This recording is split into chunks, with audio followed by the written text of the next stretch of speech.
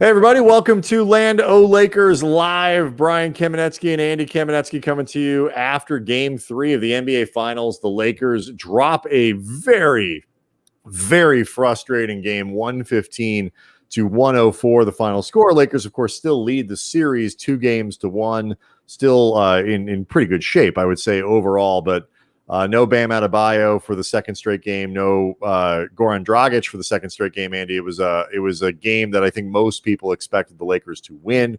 Certainly one from a talent standpoint, the opportunity to win, and they didn't. And so that is going to upset a lot of people, and I don't blame them.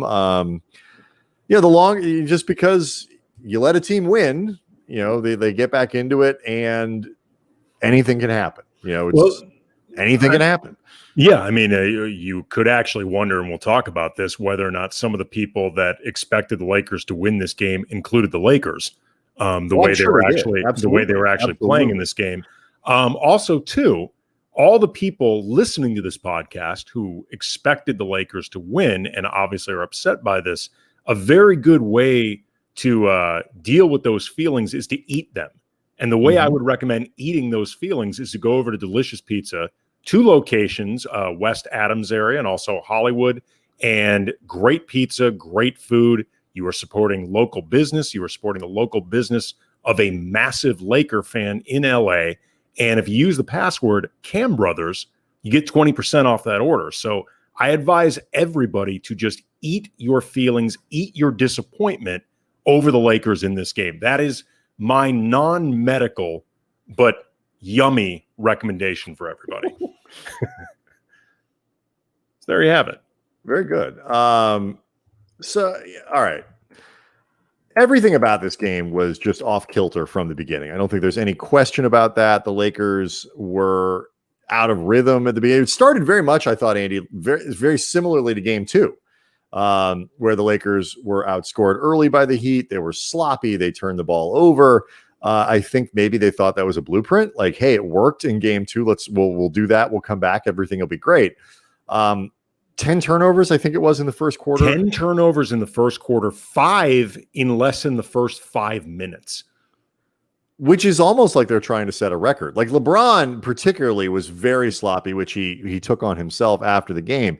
But after the Game 2, where he had more touches, more points, more assists, and all that in a game without a turnover than like anybody ever, he went and was just the opposite tonight. And so, he was off, foul trouble for AD, and I think that was the biggest difference. Is like they weren't, because Davis was so good in Game 2, they were able to overcome. Tonight he was barely able to stay on the floor in the first half, and then you add in off nights again for Kentavious Caldwell-Pope and for Danny Green shooting the ball, and it was too much for the Lakers to come through, especially given how well Jimmy Butler played.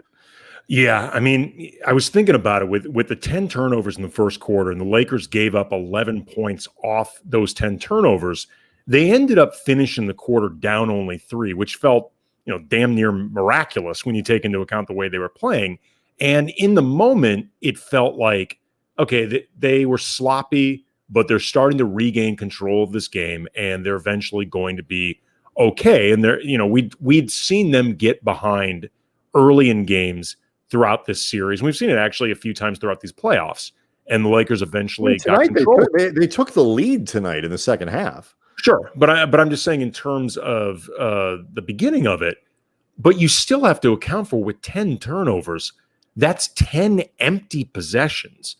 And then when you combine the 11 points that the Heat scored off those 10 possessions, if, say, the Lakers score on just a third of those 10 empty possessions, you're talking about a swing that could be anywhere from like 16 to 20 points. Oh yeah, like that's huge. It was terrible, and you can't have situations like that. Like they almost were able to, like a 6 or 7 minute stretch somewhere in the second half where they play really well, where they reach that sort of top gear, top end that they've shown themselves capable of over the course of this playoffs, even on nights where they're not playing particularly well. 6 or 7 minutes of that, and they would have won the game. as poorly as they played and as poorly as they executed. I had the same thought as you did when they were at the end of the first quarter. Like Miami's got to be thinking, holy shit, what went wrong here?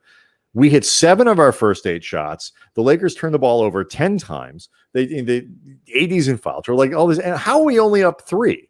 Like this cannot possibly be a good development for us. Like and so if they were thinking it and I was thinking it, I'm sure the Lakers were like, all right, well, it's not going to get any worse than that. And probably thought rightly that they'd put it together and win the game. But to their credit, Miami did just a bunch of great stuff tonight to keep LA off balance, I thought, all night. Yeah, and I tweeted out during the game at Cam Brothers, and I guess I'm paraphrasing myself just because I don't have it right in front of me, but Miami was Jimmy Butler during this game, and Jimmy Butler was phenomenal. I mean, just we'll talk about that. He was like historically great in this game when you get into the numbers that he put up, and in particular the way he put up these numbers.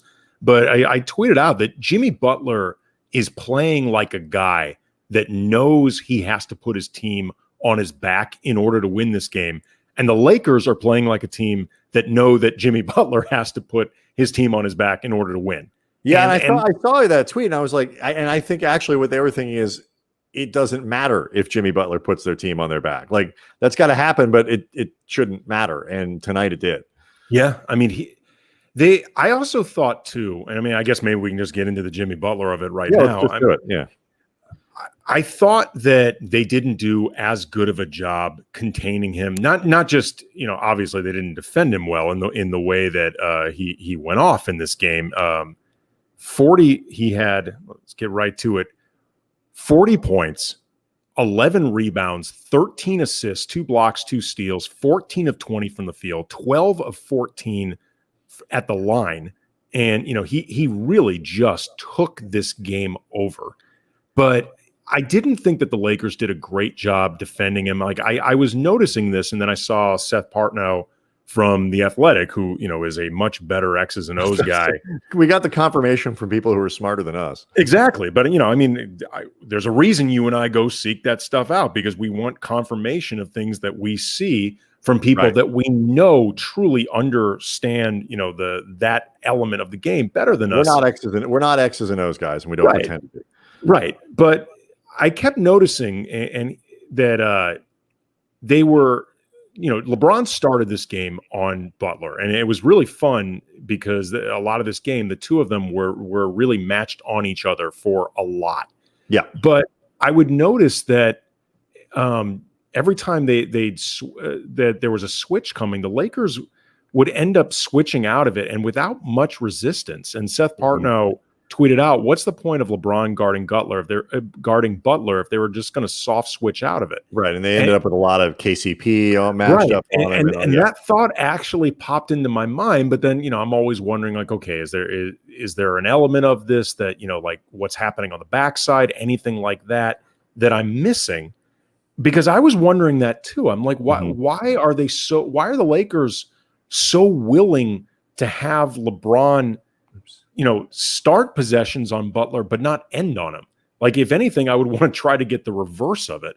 Like, if things are really, if Butler's either starting to go downhill after a pick and roll or something like that, I'd rather. And I thought on the other end too, we spent a lot of time talking about Miami's zone, and it obviously gave the Lakers trouble. In game 2, the ball movement was so crisp, moving it down, finding the center of the floor, and finding ways to attack that zone. And I thought tonight, and they made enough shots from the perimeter. KCP and Danny Green weren't good from the perimeter in game 2, but other guys were. And as a group, they shot mid-30s or whatever it was for the game.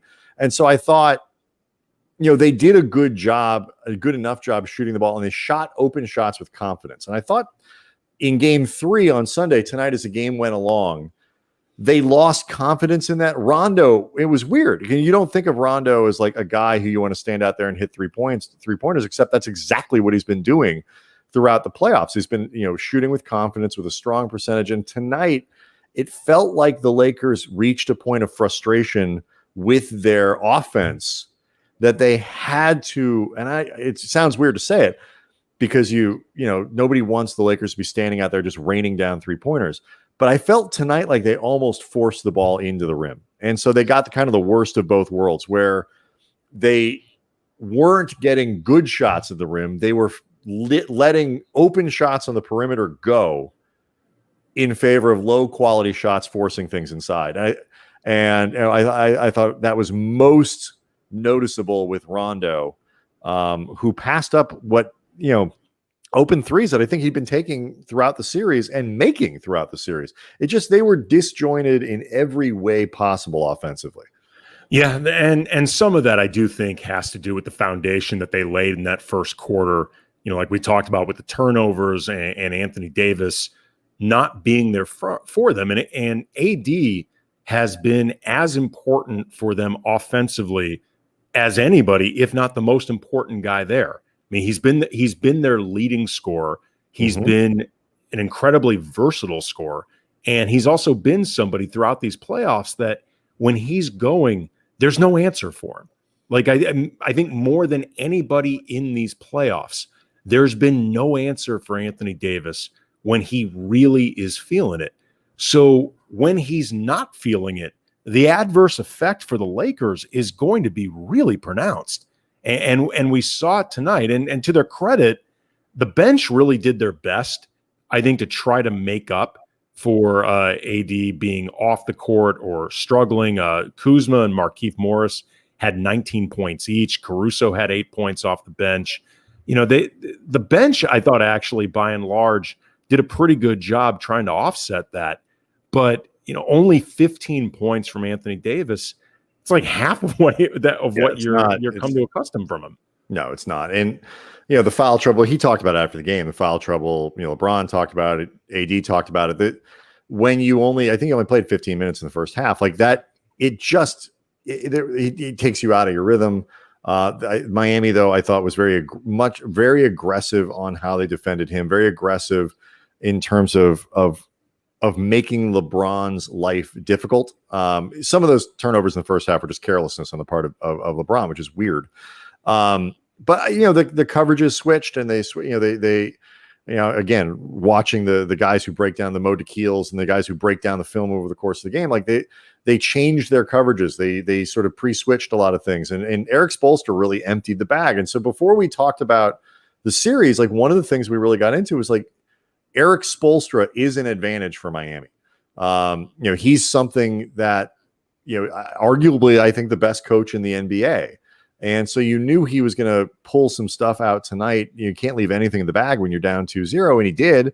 The Lakers had trouble adjusting. I think overall they played a bad game. They've been so infrequent to this point. I mean, they were 12-3 in the first 3 rounds. They win their first 2. They're 14-3 in the postseason. And the games they lost, weren't great, but there have been so few legitimately bad games from the Lakers that you forget they're kind of capable of them. And as every team is. And so it's jarring to watch them play 4 quarters of bad basketball, which is a testament to how well they've played, but obviously an indictment of what they did on Sunday. But you know what? It's one thing to play badly, which they did. And like you said, and Kuzma actually talked about it after the game, you're not going to be perfect. And as he put it, paraphrasing a bit, but not much. Oh, no, I'll look it up. I have the direct quote. I think it's a great quote, not just about basketball, Andy, but about life. But, that guys are not going to be perfect and teams aren't going to be perfect, even if you're an elite team, which by definition you are if you're in the finals. You have the quote? Everybody fucks up. Everybody makes mistakes. Yes. And like you said, not a bad way to look at life as well. That's right. We all fuck up. We all make mistakes. But that being said, what really threw me for a loop wasn't seeing the Lakers fuck up, because all great teams do that. You and I covered championship teams. We saw them play badly. The way they played with so little focus in this game, that actually to me was jarring, because the Lakers have been so locked in throughout these entire playoffs. That actually was more surprising to me than them just not playing this, well. Because, and I don't mean you mean this in a complacency kind of way, because I know that's not what you're talking about necessarily. When you play poorly, and they were. You look a step behind you, and they were a step behind everything.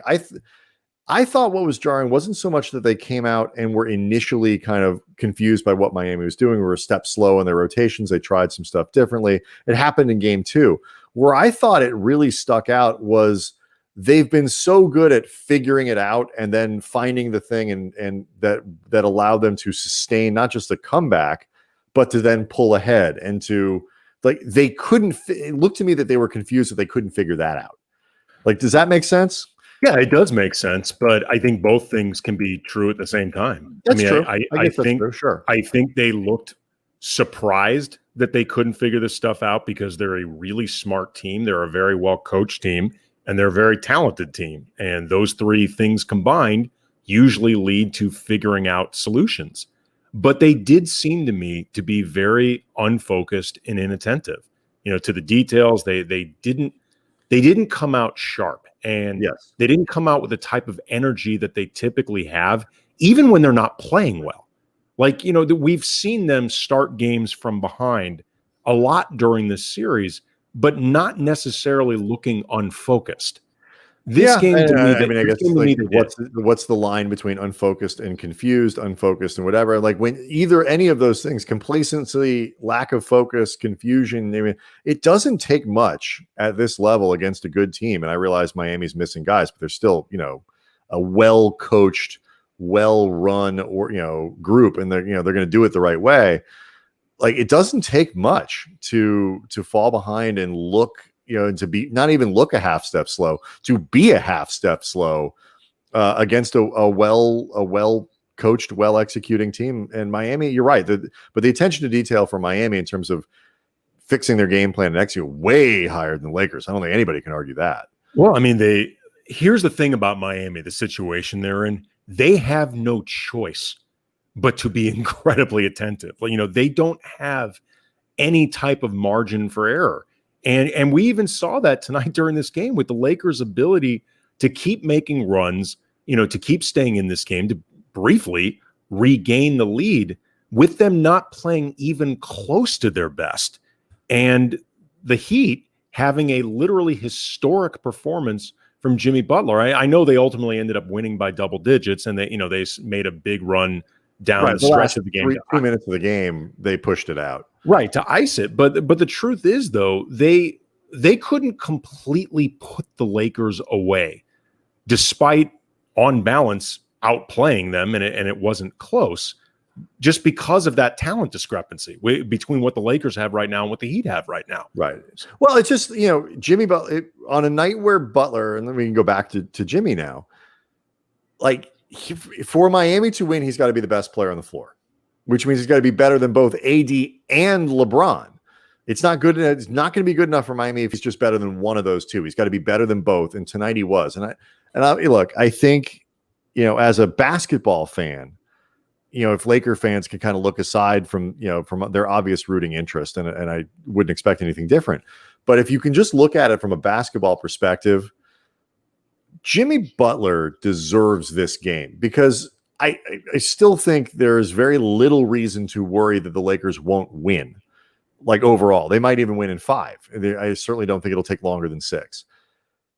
Butler deserved a game where he could put his signature on what has been a remarkable playoff run and get something iconic out of it. It's very hard, Andy, to have an iconic moment for an individual player come out of a lopsided series.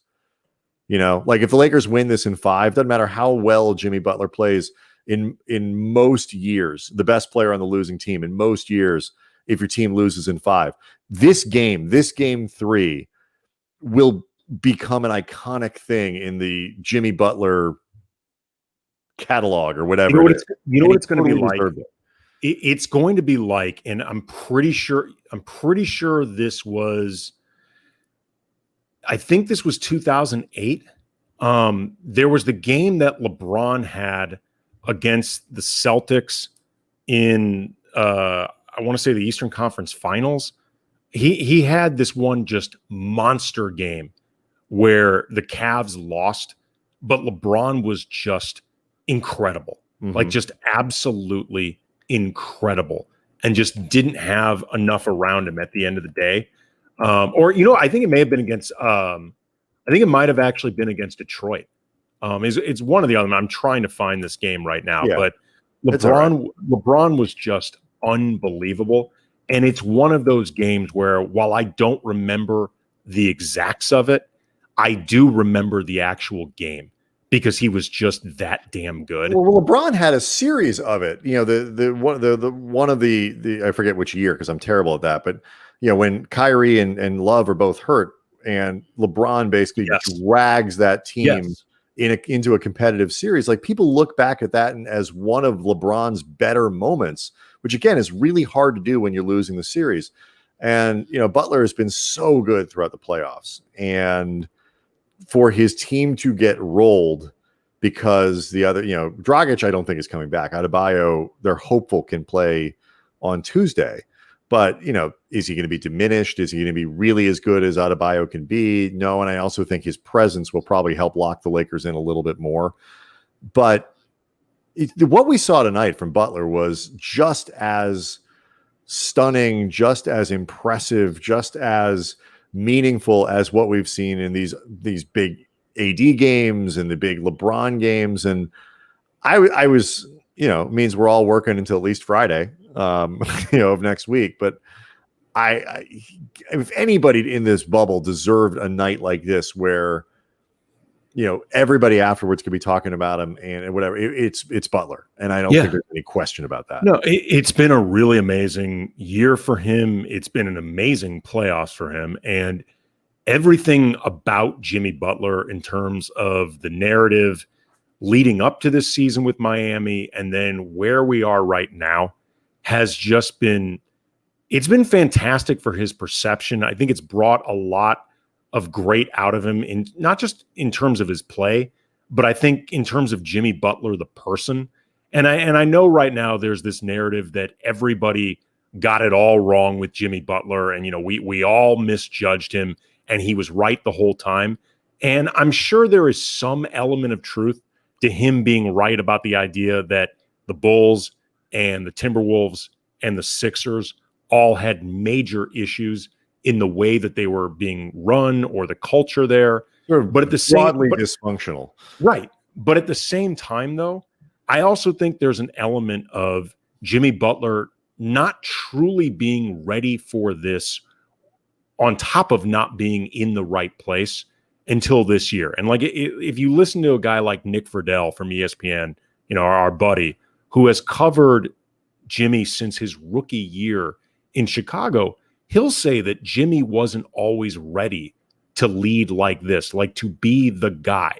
And, for all of the talk about, Jimmy wanting Heat culture and, being a part of a franchise like this, that is, one of the most exceptionally well run, forget in the NBA, I would say in sports. Fits him well. It really does. It fits him well and all of that. I don't think he was quite ready to do all of this stuff. And, I was recently listening to Nick talk about this with Pablo Torre on ESPN's daily podcast. I don't remember the name of it. But, he said that Jimmy also wanted to be the guy. Like, that was important to him too. So, I mean, that element of being the guy and how you go about being the guy, it's not easy. Right. I mean, we watched this with Kobe. Like, it took Kobe a while to really figure out how do you go about leading in a way other than just purely by example. Like, how do you go about leading guys in ways that reach them as people? How do you lead them rather than pull them along? Exactly. But there's a little bit of a Kyle Lowry vibe to Jimmy Butler too. Absolutely. Like, it took Kyle Lowry a while, and now we look at him now, and he's one of the the great. He's going to go to the Hall of Fame. He's one of the great leaders, great just sort of, and great story, but like a glue guy, like a genuine glue player for good teams. He played early on. He's a glue star, which is weird. And but it took him a while. He was not that guy in his first 2 or 3 or 4 years. We've talked with him at length. I was going to say, we've talked with him at length with Kyle Lowry about this, and he'll be the first to admit early on he wasn't ready. He's a pain in the ass. Yes.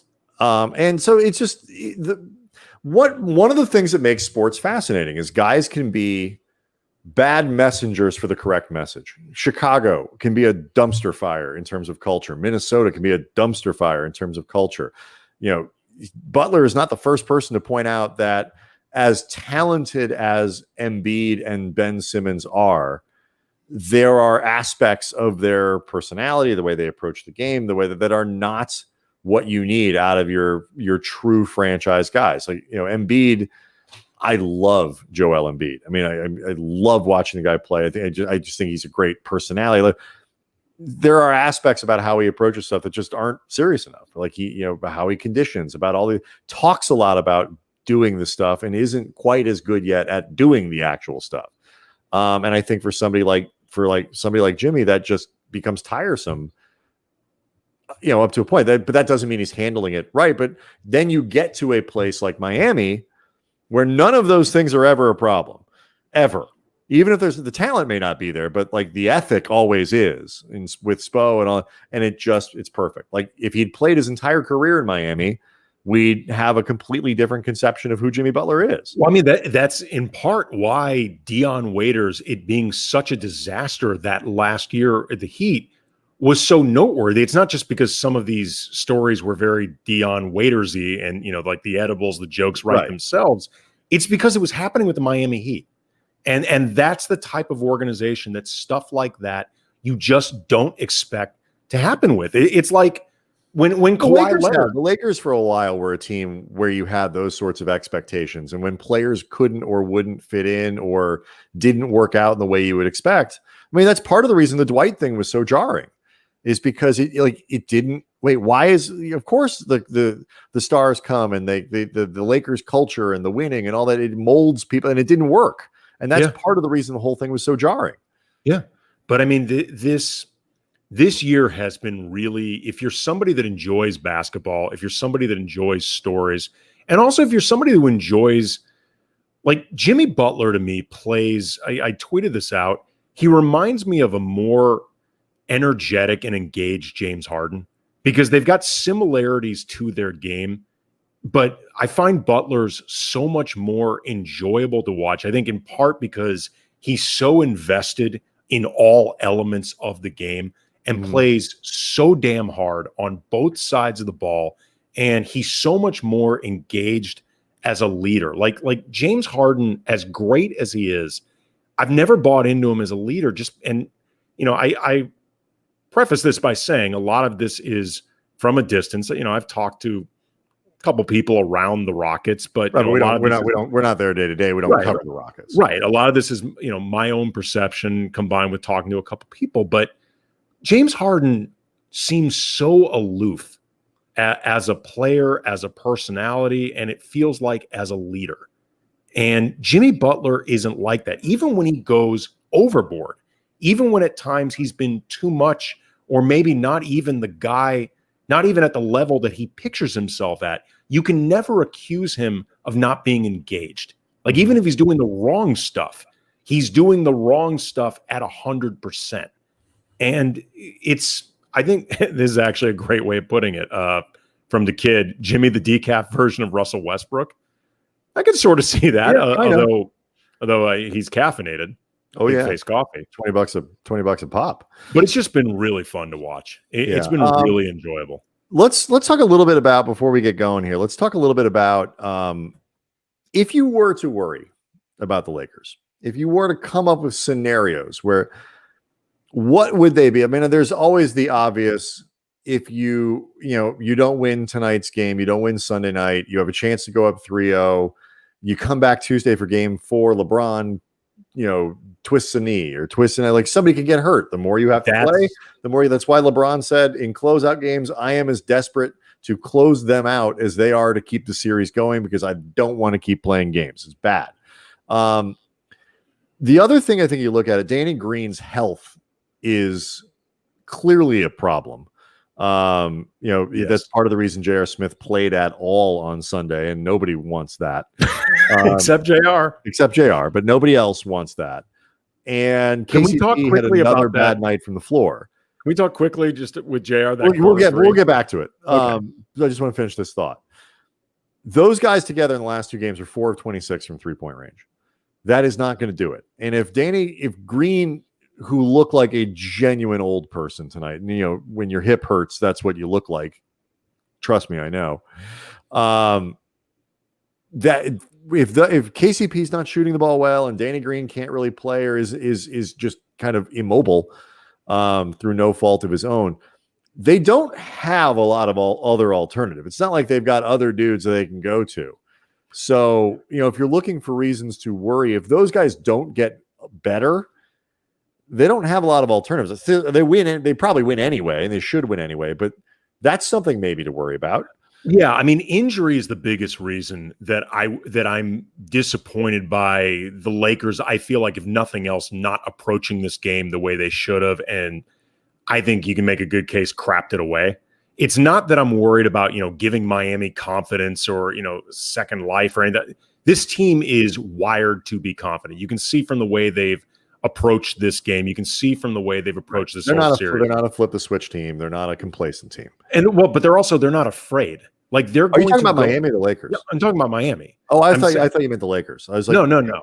I meant in terms of things that would make me worry. I'm not worried about giving Miami life or more confidence or anything like that. No, they're right. Gonna I be, see what you mean. Yeah, they're going to be confident no matter what. Correct. I'm worried that the longer you stretch this out, the more you have the odds of somebody like Anthony Davis or LeBron ending up the Lakers version of Dragic or Bam, where they're hurt, and then all of a sudden you have to contend with that, and then maybe you have to contend with that as Bam actually comes back. That issue of KCP just in a brutal slump and Danny Green in a brutal slump on top of clearly not being physically right, I'm not as worried about KCP just because I think what he typically brings, if not necessarily tonight, defensively, is so important and useful. And usually when the Lakers are in transition, KCP is a big part of that.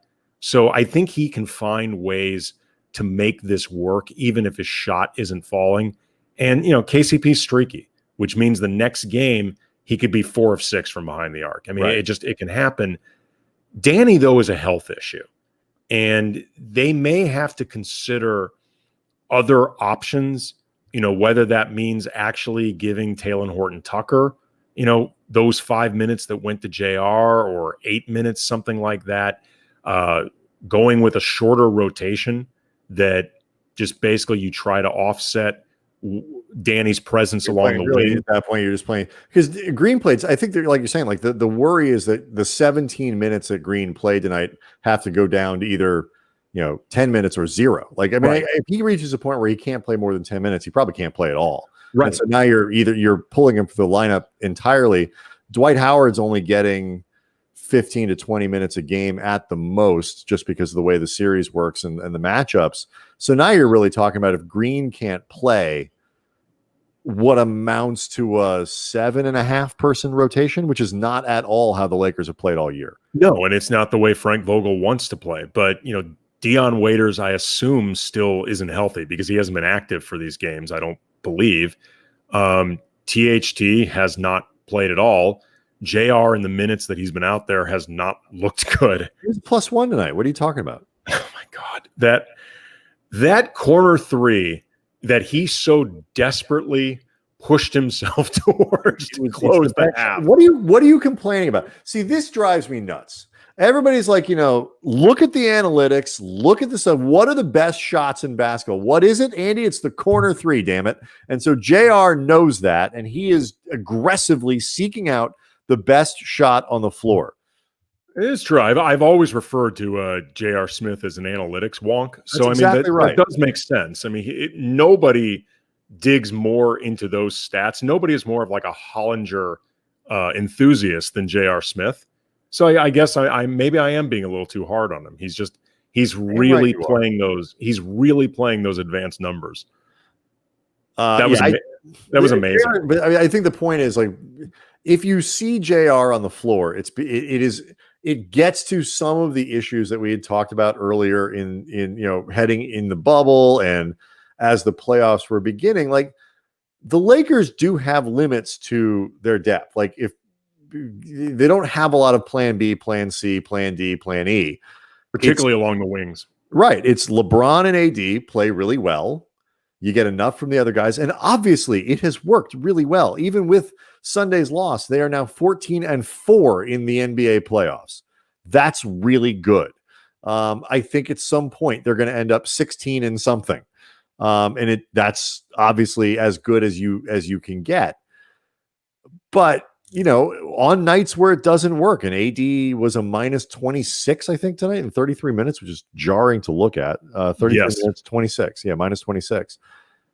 Like, they're not going to win. And, it's on those nights that you start to look around and you see Danny Green didn't shoot well and KCP didn't play well. And you ignore. I mean, Markieff Morris had a really good game. 5 of 11 from 3-point range, 6 rebounds, plus 10. He was 19 points. Kuz, I thought, was fine. He was hardly the problem. The bench gave him plenty tonight. No, actually, I thought Kuz played well. Right. It's like, you got 40 points from LeBron and AD. That is not enough. That is not going to be enough. The way that this team is constructed. I remember, I think it was the 2010 series or 2002 series that season.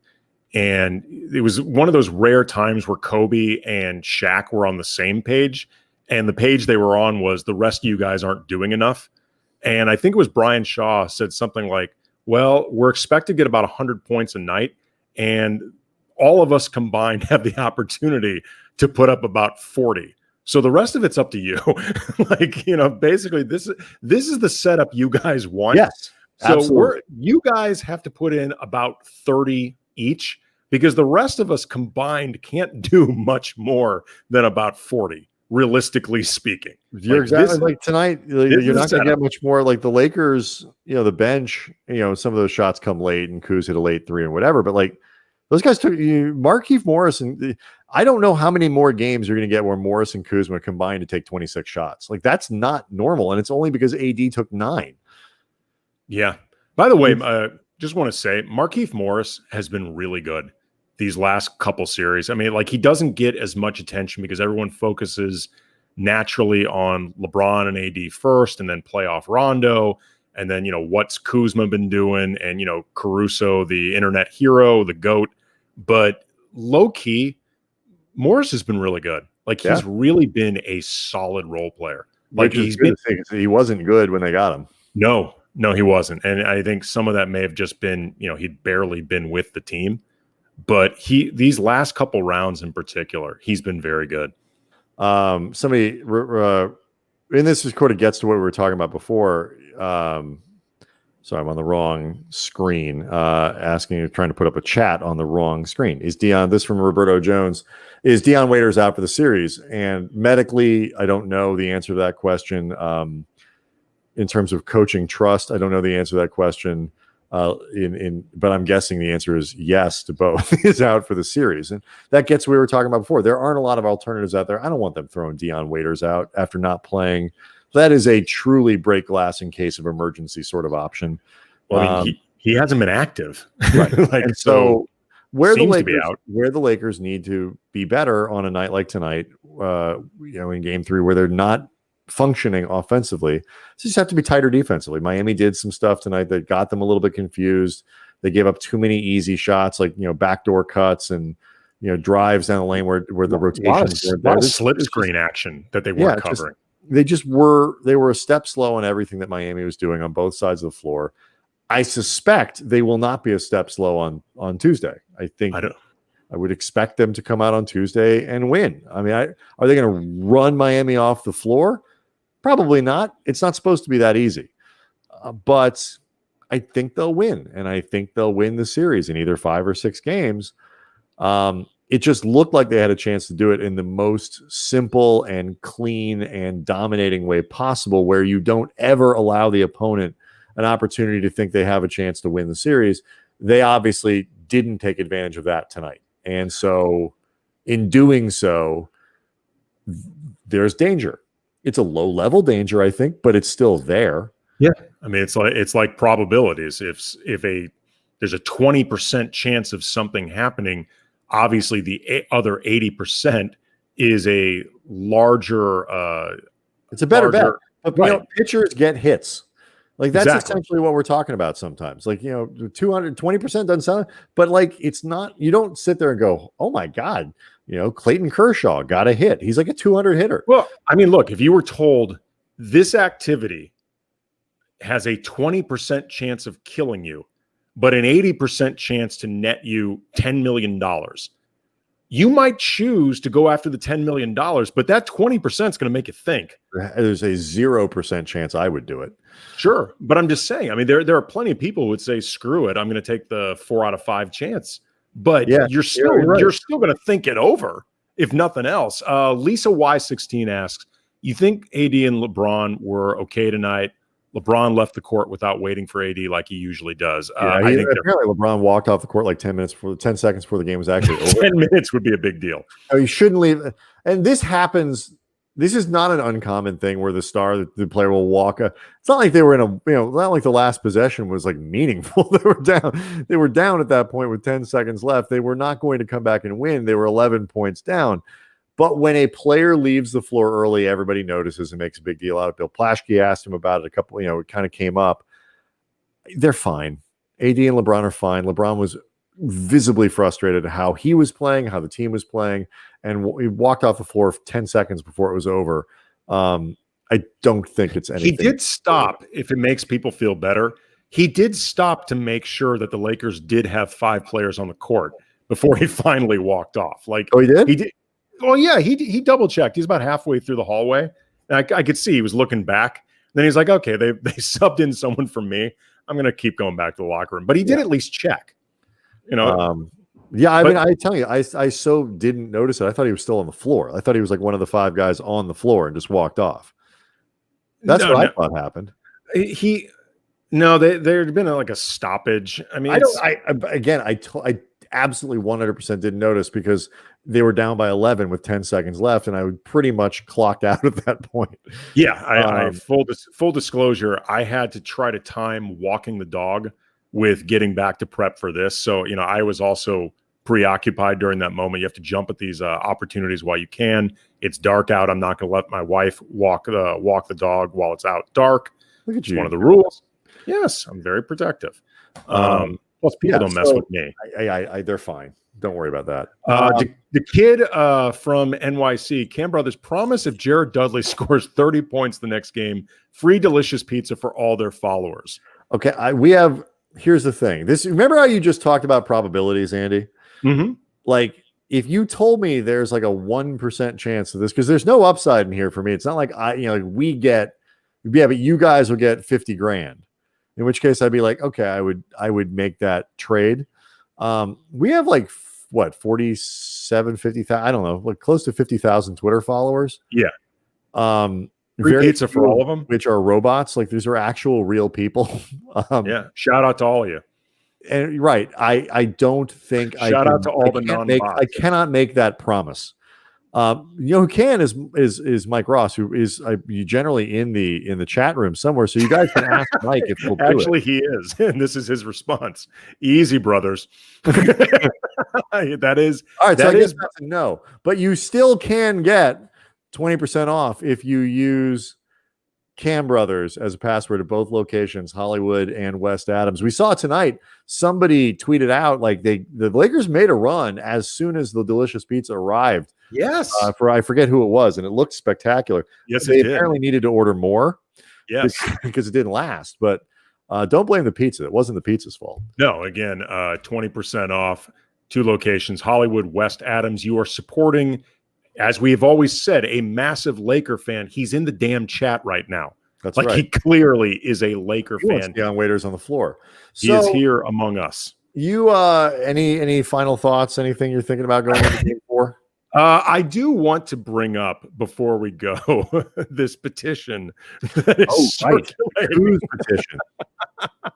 There is a petition that some Laker fan, Don Stinson, started, I guess maybe with other people, but that Kyle Kuzma should not get a ring if the Lakers end up winning the finals. I suppose this guy is just upset with Kuzma's play, doesn't think he's done enough throughout certainly the finals, if not the entire playoffs, and doesn't want Kuzma to get a ring. At the latest count, 8,034 people have signed this petition. God. They're trying to get it to 10,000. On a related note, 8,034 people are dumbasses. I'm just going to say that right now. Dumbasses. Hey, fuck is wrong with you people? Like, seriously. What's wrong with you? Like, that is... Oh, God. The hell's wrong with you? Like, of course... Of course he's getting a ring. Like, there's a better chance Troy Daniels is going to get a ring than Kuzma won't get a ring. But, like, seriously, like, this is why we can't have nice things.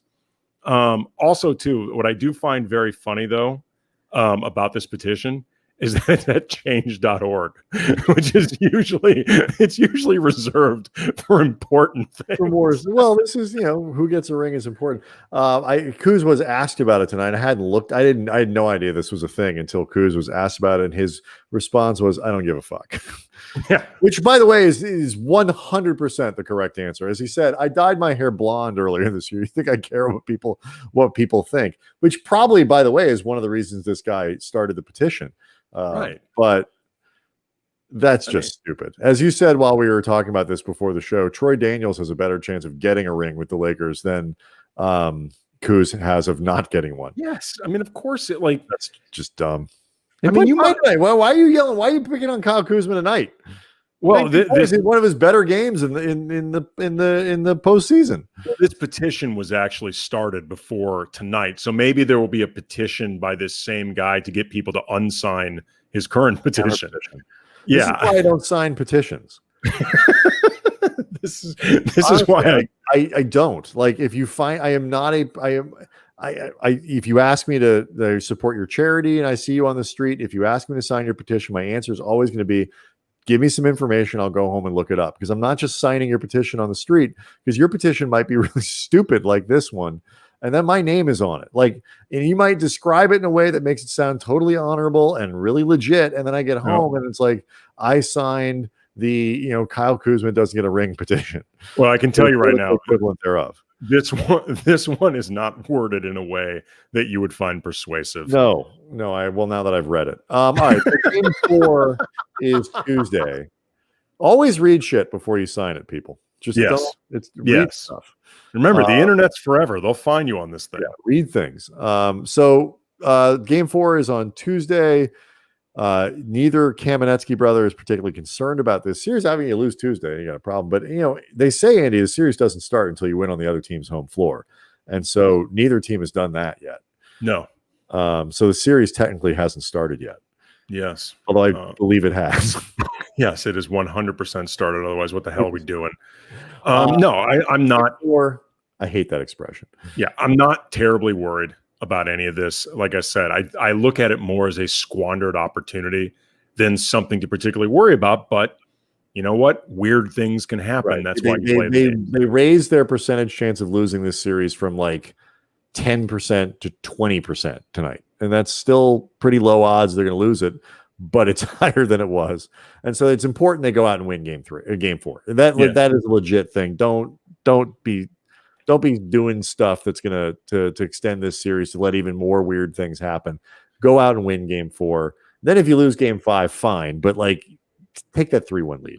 Right. And then before we go, I just wanted to throw out a couple stats just to really give people an idea of what Jimmy Butler did, just to really drive this home. Per the NBA, Jimmy Butler is the 3rd player to record a 40-point triple-double in a finals game, joining LeBron and Jerry West. He's the first player with a 40-point finals game without attempting a 3 since Shaq in 2002. That was a cool stat. Yeah, the 0-3 thing. Yeah, it's happened 5 times with Shaq, once with Kareem, and now Jimmy Butler. So again, like, really, I don't care how diehard a Laker fan you are, you got to really give Jimmy Butler his props tonight, because he played his ass off. It was an iconic level performance that he totally deserved, and I'm glad he had. Oh, wow. I didn't even notice this.